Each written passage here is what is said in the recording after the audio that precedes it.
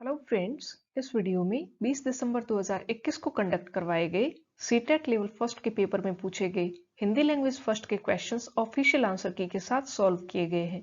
और अगर आप पीडीएफ डाउनलोड करना चाहें तो लिंक आपको description box and comment box में मिल जाएगा। सबसे पहले गद्यांश है और इस गद्यांश को पढ़कर प्रश्न संख्या 91 से 99 तक के उत्तर देने हैं। गद्यांश: दर्शन वस्तुतः अपने आप को जानने की जीवन पर्यंत चलने वाली शिक्षा है।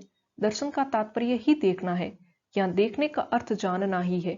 आत्मा क्या है, आत्मज्ञान क्या है, यह कैसे और किसे होता है, यह सब विवाद का विषय हो सकता है, परंतु आत्मज्ञान को आदर्श मानकर निरंतर आत्मनिरीक्षण करते रहने से व्यक्ति मानव चेतना के उत्तरोत्तर विकासमान उच्च से उच्चतर सोपानों को अवश्य प्राप्त करता है।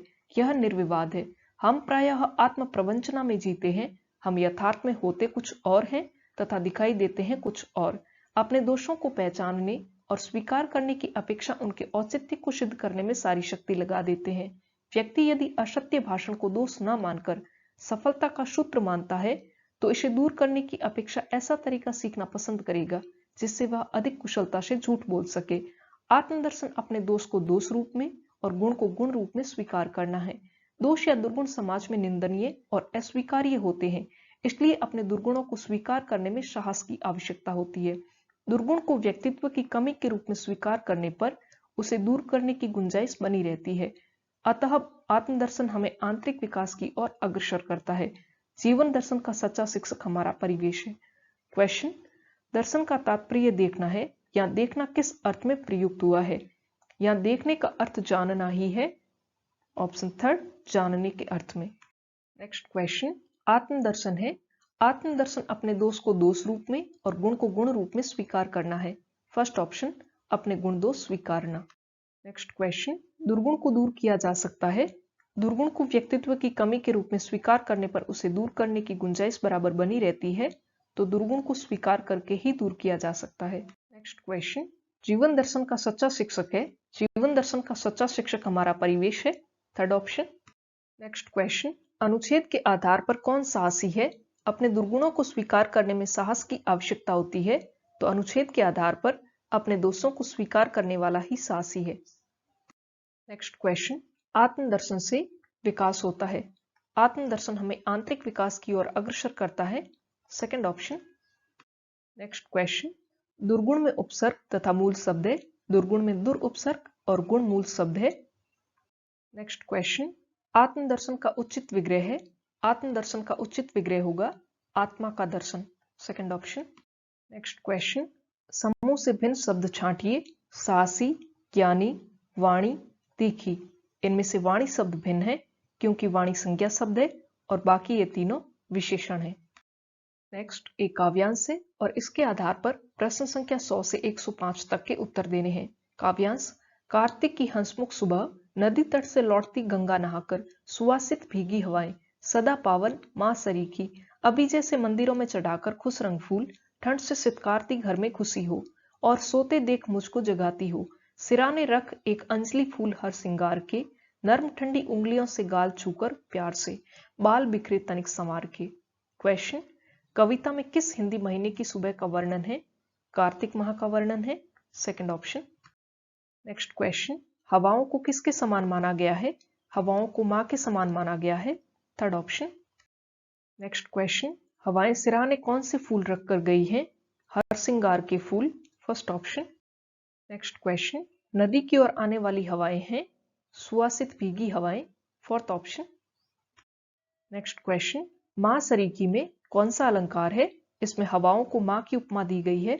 थर्ड ऑप्शन, उपमा अलंकार। नेक्स्ट क्वेश्चन: हंसमुख सुबह में किसका भाव है? फर्स्ट ऑप्शन, प्रसन्नता का। नेक्स्ट क्वेश्चन: संदर्भ में व्याकरण पर जोर भाषा के नियमों के प्रति समझ बनाना है या भाषा के नियमों को कंठस्थ करना है या विषय वस्तु का अनुवाद करना है या नियमों का अति सामान्यीकरण करना है। फर्स्ट ऑप्शन, भाषा के नियमों के प्रति समझ बनाना।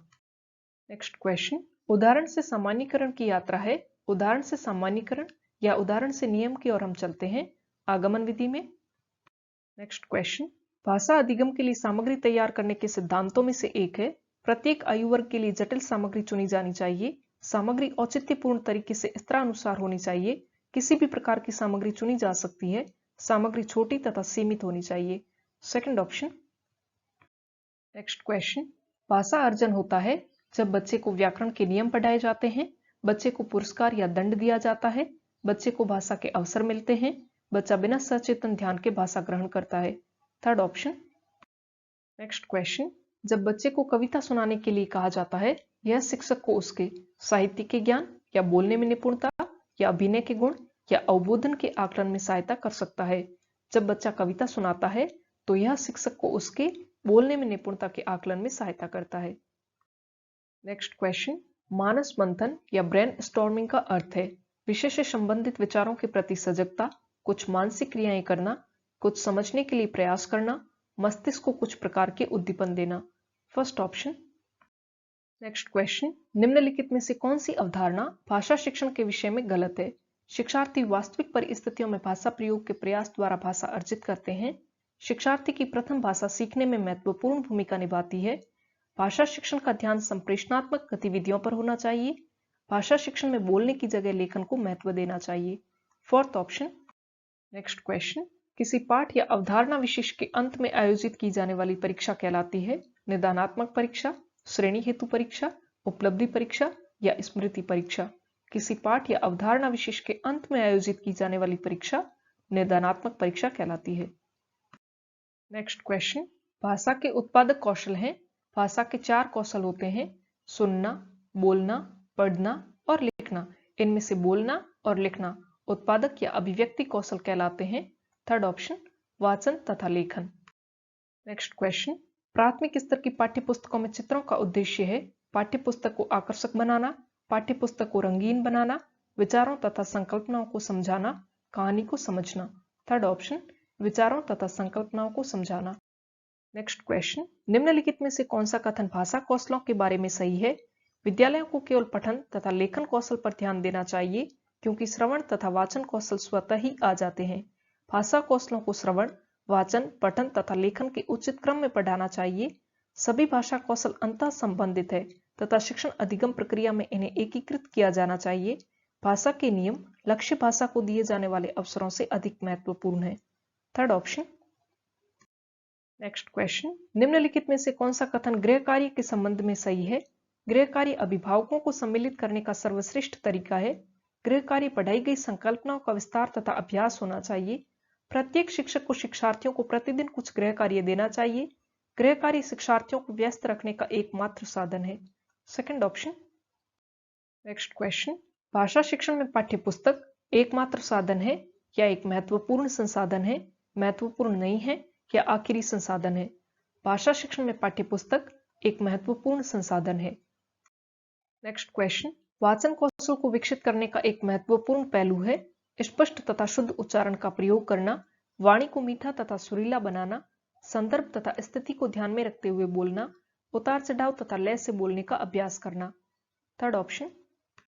लास्ट क्वेश्चन, डायरी लेखन शिक्षार्थियों की सहायता करता है अपने अधिगम पर चिंतन करने में, अपने साथियों के अधिगम पर चिंतन करने में, अपने उच्चारण का आकलन करने में, अपने श्रवण वाचन कौशलों के आकलन में।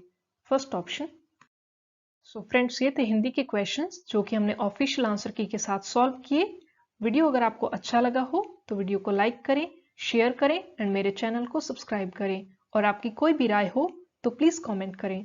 मिलते हैं नेक्स्ट वीडियो में। Till then, thank you so much and all the best.